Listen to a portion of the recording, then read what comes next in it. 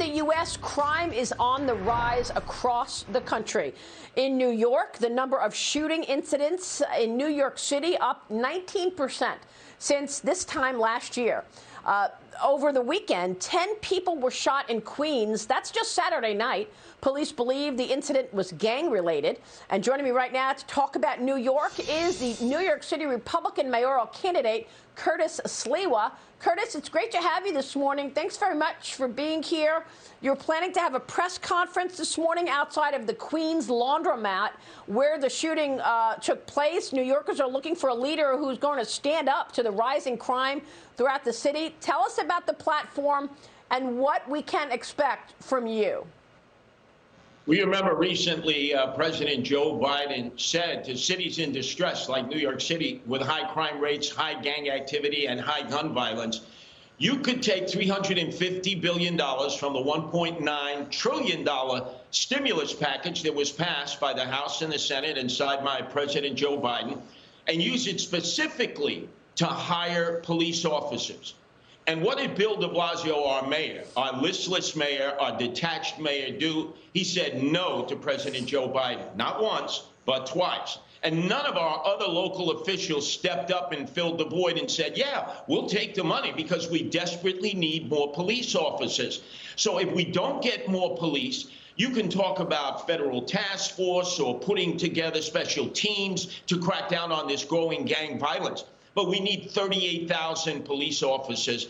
That's what Rudy Giuliani had when he got into office in 1993. And notice the miraculous turnaround from the murder capital of America, which we were in 1992, to the safest big city in America that we were by the time that Rudy got out of office. And what I would do is impose a directed property tax at Madison Square Garden, Columbia University, NYU, who pay no property taxes, and use it specifically to hire police officers and get them out into the streets, take the handcuffs off the police, put them on the criminals, and allow them to be proactive again to allow for safe subways, safe streets, safe parks. Because without that, Maria, you cannot have an economic recovery, an economic revival if people are afraid to come to work, afraid to visit New York City, afraid as tourists to spend their money here.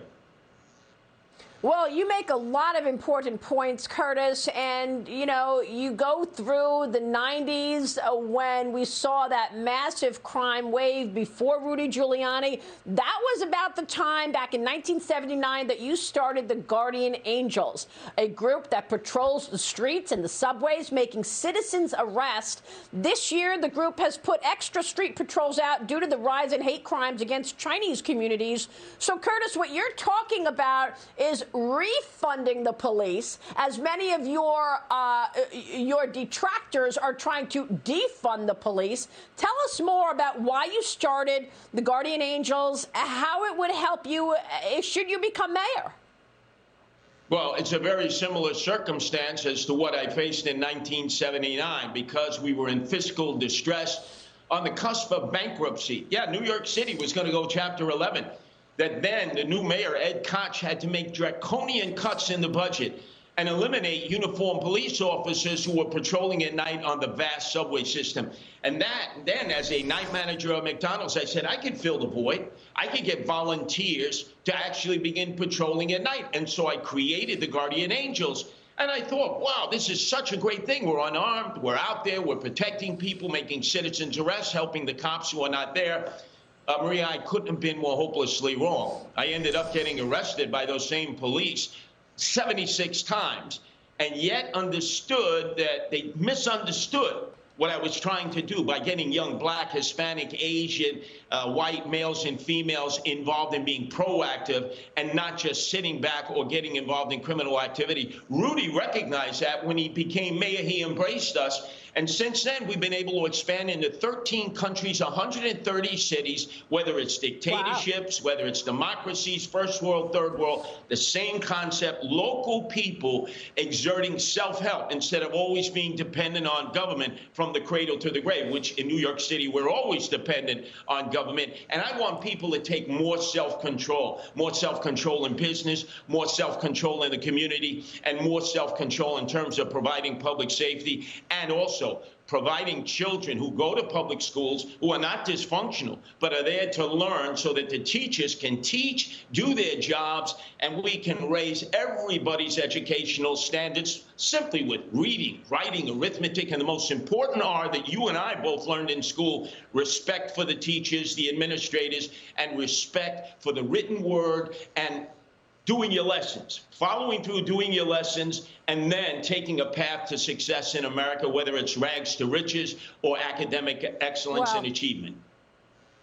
Well, we need personal accountability. That I am with you for sure. But look what Los Angeles Mayor Eric Garcetti is doing, signing a new ordinance which restricts sleeping and homeless camps in certain parts of the city. Curtis, what are your plans in terms of combating homelessness in New York? We know that it's only gotten worse over the last couple of years under Mayor de Blasio's leadership. Homelessness, crime, shootings, all up.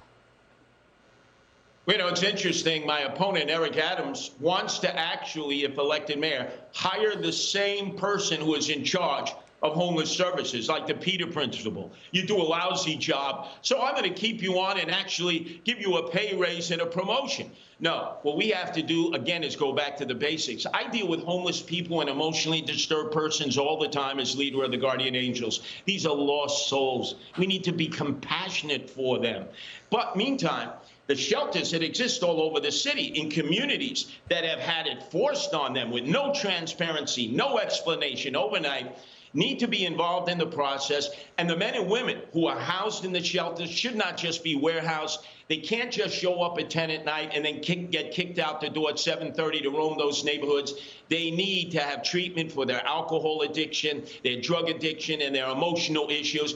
And the emotionally disturbed, again, living in subways and parks and streets. How can we say we're a progressive city when we see that the progressives have continually destroyed the city and the quality of life? We need to embrace these emotionally disturbed persons, get them into a mental health care facility, give them their medicines, and help normalize them.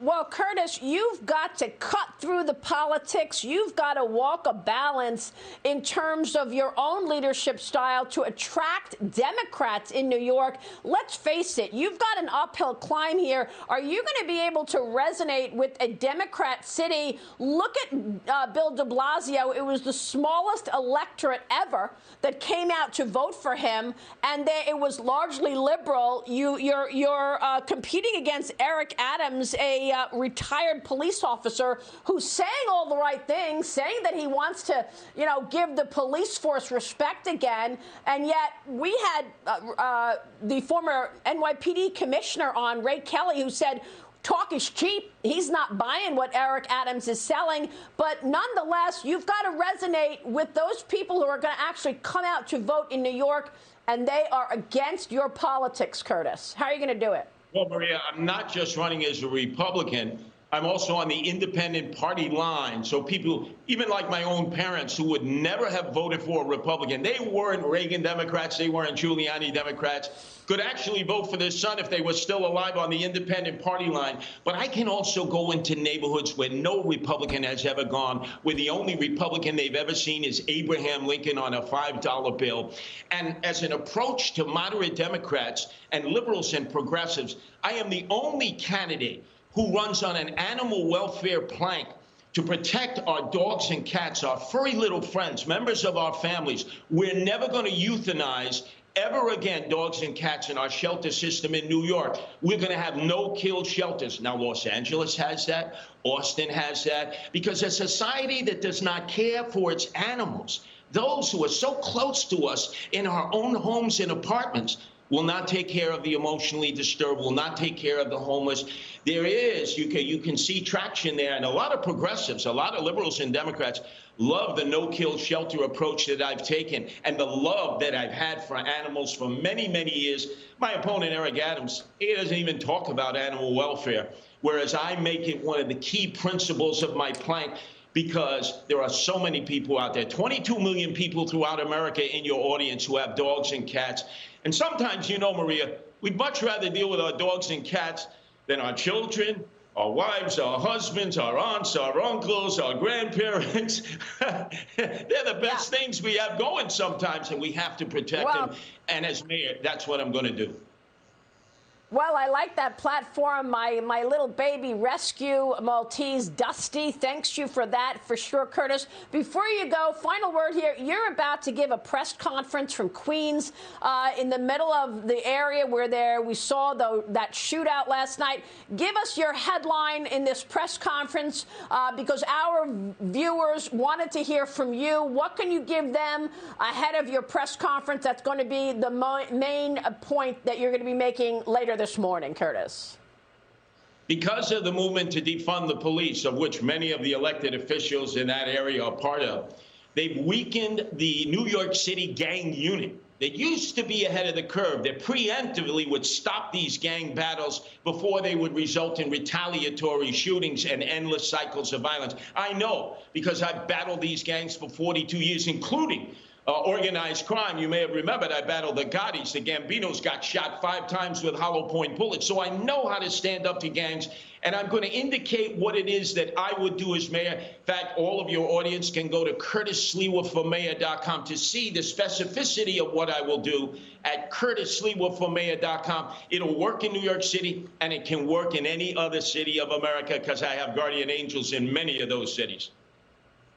Yeah, that was pretty incredible what you survived. You mentioned the mob. You were kidnapped by the mafia in a yellow cab, right? You were shot and you survived. And not only that, Maria took on John Gotti Sr., John Gotti Jr., and the Gambino crime family. Almost everyone else just were fearful and frightened by them. Yeah. But you see, that's what happens with street gangs. They develop that same kind of aura. That's why we need for people who come forward and identify these gangbangers a witness protection program. We need to reward confidential informants with money. It's how Rudy Giuliani and others broke the back of Italian organized crime. It's how we can break the back of the Bloods, the Crips, Trinitarios, MS-13, 18th Street, Netas, Latin Kings, all these gangs that have dedicated my life to working against. Yeah, not to mention cash bail, not to mention wide open borders and shutting all of the prisons. Curtis Sliwa will be watching your journey. Thank you, sir.